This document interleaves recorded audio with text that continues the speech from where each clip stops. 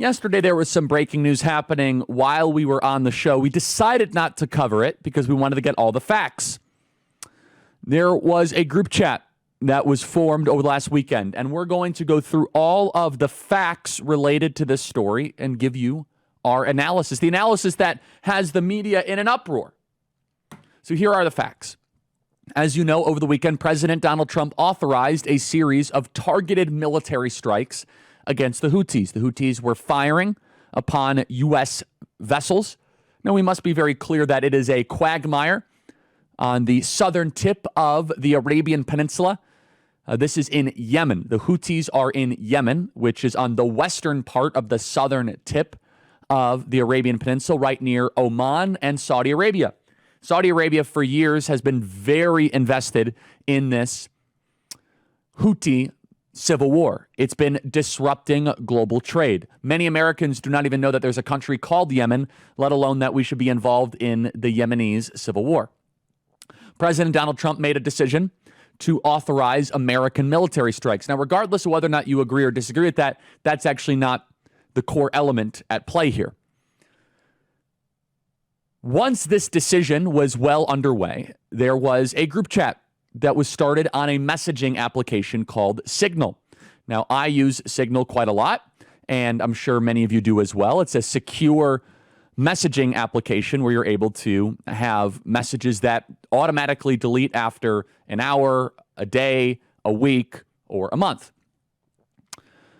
In this group chat was Vice President J.D. Vance, Pete Hegseth, John Ratcliffe, Susie Wiles, Stephen Miller, and many others. Now, let's just begin by saying there were no non-government officials on these group chats. That's a good first start. There was not people that were not supposed to necessarily be informed of what is going on. Well, until something got leaked. So I'm going to read this entire group conversation and this group chat conversation, and I'm going to tell you exactly how on earth we have been led to have a window into these private discussions. J.D. Vance writes at first, at Pete Hegseth, if you think we should do it, let's go. I just hate bailing Europe out again. Let's make sure our messaging is tight here. And if there are things we can do up front to minimize risk to Saudi oil facilities, we should do it. Pete Hegseth replies, VP, I fully share your loathing of European freeloading. It's all caps. Pathetic. But Mike is correct. We are the only ones on the planet, on our side of the ledger, who can do this. Nobody else can come even close. The question is timing.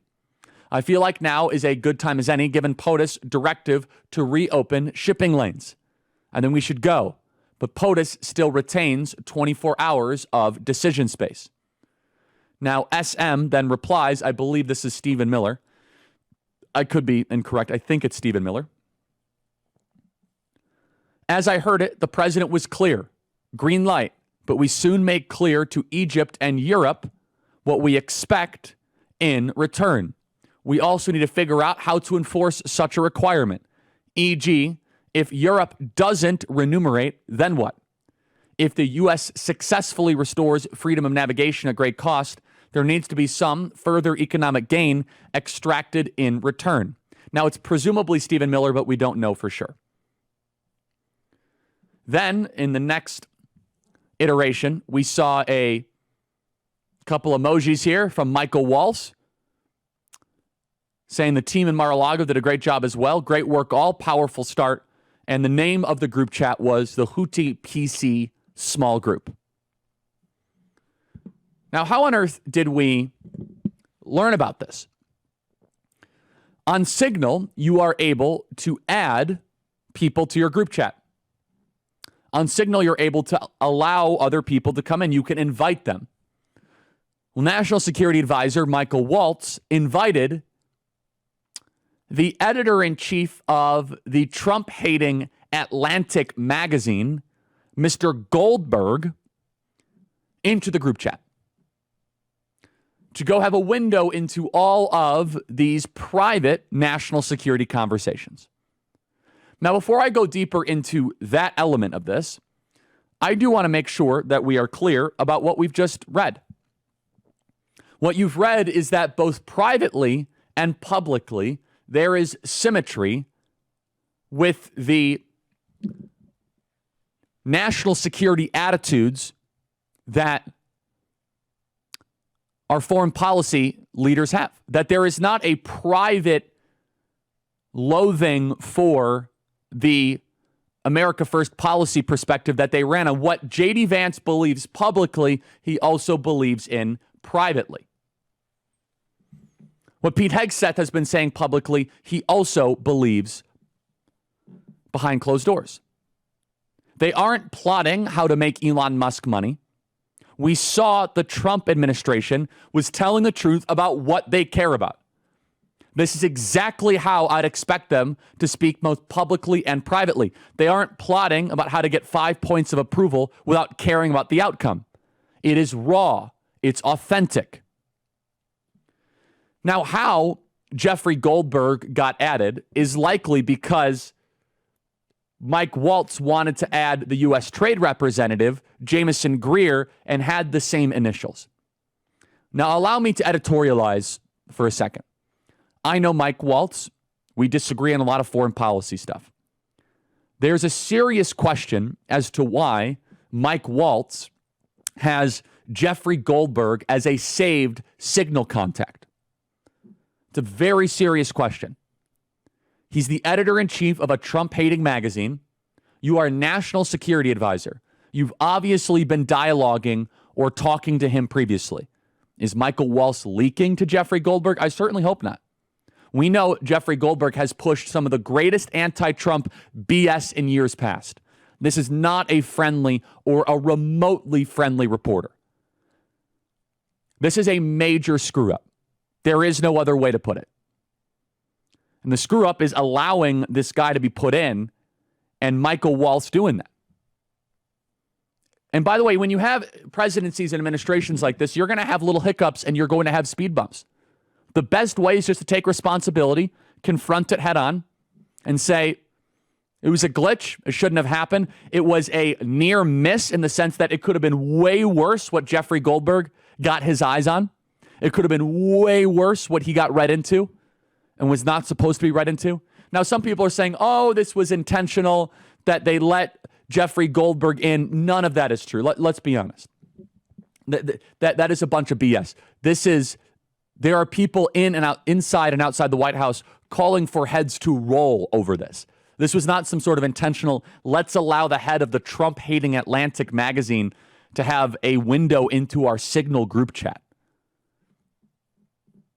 So situations like this happen throughout presidencies where things are going a certain way and you have a little bit of a mix-up. You have a little bit of a leak.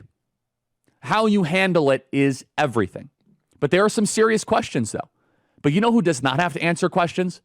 Pete Hegseth and J.D. Vance. Because what Pete Hegseth and J.D. Vance were articulating in this group chat was an America First policy perspective behind closed doors, that when you are not seeing the conversations, they're still fighting for the country and saying, these Europeans are pathetic. Could you imagine if we had a chat? Do you know what a real scandal would be? A real scandal would be if we had J.D. Vance and Pete Hegseth saying, yeah, we have to kind of save face with our base, but the Europeans are actually awesome, but let's pretend that we're tough on Europe. Could you imagine? That would be an actual scandal. A real scandal would be our leaders saying one thing to voters and doing a completely different thing behind closed doors. In reality, we just happen to see that behind closed doors, they're doing everything they said they were going to do. We never should have had that window into closed doors because you don't add the editor-in-chief of the Atlantic magazine to your group chats. Think you're getting enough nutrition from your food? Think again. Right now, it takes 3 carrots to get the same nutrition as 1 carrot from 100 years ago. Our food supply has been hijacked by big agencies, stripped of the minerals your body needs to function at its best. Dr. Linus Pauling, a 2-time Nobel laureate, saw this coming. He warned, quote, "The world is sick due to a lack of minerals in our foods. Most supplements today give you 12 essential minerals, but your body needs at least 60 to thrive. That's why Immuno 150, Immuno 150 is a game changer, delivering 13 essential vitamins, 70 plant-based minerals, and 68 additional nutrients. This administration is going to make America healthy again, but it's our job to be informed and make good choices. Immuno 150 gets you on track for better health. Visit immuno150.com. That's immuno150.com, or call 855-593-5500 to get yours. It's time to take back control of our nutrition. I'm just reading some emails here about the chat situation. I got to give our audience credit. Our audience is not happy with it. Our audience says that there is no excuse for this, that we must hold ourselves to a higher standard. Very impressed by the audience's high standard. In fact, my favorite email says President Trump is working his tail off all day long and has to be distracted by allowing the editor-in-chief of The Atlantic into a group chat. Unacceptable. That is the vibe of the audience, and I think you guys deserve a lot of credit. I want your thoughts. freedom@charliekirk.com. Do you think Mike Waltz should be fired? What do you think is the right course of action post this chat story of the way forward? President Trump had nothing to do with this. By the way, a lot of times people say, oh, it involves Trump. This one, trust me, President Trump is not putting together Signal group chats. You could say a lot of stuff. He's not putting together Signal group chats. I want to play some more pieces of tape here, especially the fallout from the Signal chat. Let's go here. This is Mr. Goldberg describing what he saw in the chat. Play cut 143. The specific time of a future attack, specific targets, including human targets, meant to be killed in that attack, weapon systems, even weather reports, the precise detail of, and then a long section on sequencing. This is going to happen, then that is going to happen. After that happens, this happens, then that happens, and then we go and find out if it worked. I mean, you know, he can say that it wasn't a war plan, but it was a minute by minute accounting of what was about to happen. However, you were not supposed to be in there. Never should have happened. Now, understand Signal has and is continued to be an authorized method of communication. Joe Biden started that practice, and President Trump has continued it. Scott Jennings comments on it, play cut 145. The Signal program was preloaded on a number of devices and agency computers in this circuit when they got there. So in their view, it was already in use. Number two, in some of the messages, they talk about needing to go to the high side computers, which is the classified system. So they clearly were knowing there was a line on what you could discuss in a chat like this versus classified system. Number three, there is a dispute over whether the term war plans is being exaggerated. And number four, look, I love the policy. It's well executed. You've got a thoughtful policy discussion going on. And we did what the Biden administration would not do, stop these people from harassing our shipping lanes and our boats and our Navy. So let me tell you the biggest concern of all. If that is correct, and it was government devices that everyone was using Signal with, then why did Mike Waltz on a government device have Jeffrey Goldberg saved on his Signal profile? That's a serious question. It's not like this was some carryover when he was in Congress. Jeffrey Goldberg is a chief neocon, a very neoconservative person. So is Mike Waltz. Mike Waltz is a maximalist neocon. He is very close to John Bolton on several issues. I've had this discussion with him before. That's fine. President Trump likes to mix it up. He likes to have aggressive, and he can kind of come in and mediate it. Not doubting President Trump's wisdom here. But it does beg the question that if it's preloaded on a government device, and this is your government official channels and communication, then how is it saved in your Signal chat? I know how Signal works. Who actually invited this person into a Signal chat? Seems to be Mike Waltz. That means he's added Jeffrey Goldberg as a contact on Signal since he became National Security Advisor. Now, he could have potentially imported his previous Signal profile onto a government device? Maybe, potentially. But it begs a lot more questions than answers. And just more broadly, what are you as the National Security Advisor doing dialoguing with Jeffrey Goldberg? I have one more thought, then I want to go into a thought exercise regarding this situation. I was not overly surprised by the elements of this story because we have a hyper online administration. Pete Hegseth, J.D. Vance, they are on the younger of the continuum and the spectrum. My generation, I'm 31. J.D. Vance is about 40. Pete Hegseth, I think, is late 40s. We do a lot of our communication on Signal, on Telegram, on WhatsApp, and on group messages. The team is moving very, very fast. Now, in the future, these situations should be happening in SCIFs. And it is the National Security Advisor's job to even rein in cabinet officials and say, nope, we can't be having this conversation here. Can't be doing this. Let's go to a SCIF. Let's go to a secure conference line. However, understand that a lot of government and a lot of corporate America and a lot of high-stakes decision-making is occurring in secured group chats. The reason being, it's far more efficient to have a group chat with 20 people and they can chime in at their time, at their own time, the likelihood of their own timing, the own choosing, at their own convenience, than having a conference call where everyone has to be there at the same time and then almost nothing gets done. Not defending the elements here, but conference calls are literally hell on earth. It is where bureaucrats go to waste time. A group chat is far more efficient. You can have a very substantive back and forth and discussion on hopefully non-classified, non-military matters on a group chat than you can having a conference call. Well, and what do you think? And what do you think? Now, let's be serious. How bad was this screw up? Well, we accidentally gave some details about bomb strikes on a terrorist group that we were publicly talking about doing. This wasn't the operation to kill bin Laden. It wasn't an invasion of Iran, which hopefully will never happen. It was airstrikes on a militant group. It's embarrassing. It's embarrassing for Mike Waltz. And President Trump says that he's learned his lesson and that he's a good man. It's President Trump's call. That's breaking news right here. But embarrassing is very different from destructive. Now let's compare that to some of the other flubs our DC military intelligence elite have cooked up. What is worse?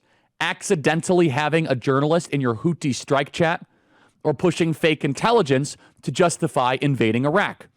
By the way, you know who helped push that intelligence and argued for us to invade Iraq? Jeffrey Goldberg, the reporter in this group chat. What's worse? A Signal group chat or lying about making progress in Afghanistan while we spent over $1 trillion to achieve absolutely nothing. Then botching the evacuation so we lost billions in equipment and more than a dozen American lives. What's worse, this chat or overthrowing the government of Libya, causing a decade-long civil war and humanitarian crisis? Let's look beyond the defense issues. What's worse, this group chat or letting tens of millions of people over the border? What's worse, this chat or Democrat mayors sheltering criminals and gangbangers? If you are watching the mainstream media right now, you are being subjected to propaganda. The people who led America into one gigantic disaster after another are trying to convince you that your relatively mild embarrassment is the worst scandal ever.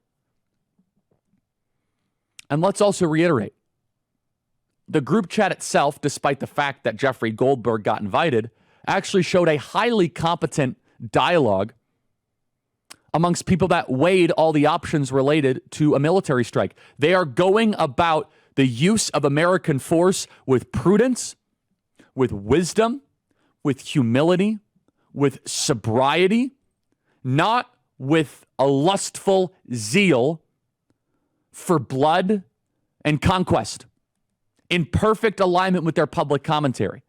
The way that J.D. Vance and Pete Hegseth talked about the use of American force should give you confidence that we are not going to go to a thermonuclear war with Russia, should give you confidence that they go about the use of American missiles and American intervention with a serious degree of weight. That it is not something that is thrown around like a frisbee. It's not like George W. Bush, who wakes up another day and wants to invade another sovereign nation. If John Bolton would have been on this group chat, he would have said, this is a waste of time. We should have Marines invade Yemen. Instead, through a collaborative discussion, we now got an exclusive window, the likes of which we may never see again and that we have not seen for forever, into the foreign policy calculus of this new administration. And hopefully we never see it again. We got a little bit of a sneak peek into the mindset. And embarrassment aside, it actually shows that we're in very capable hands as to how these decisions are being made, who is making them, and them weighing the potential costs of U.S. involvement. In a backwards way, it's actually awfully reassuring.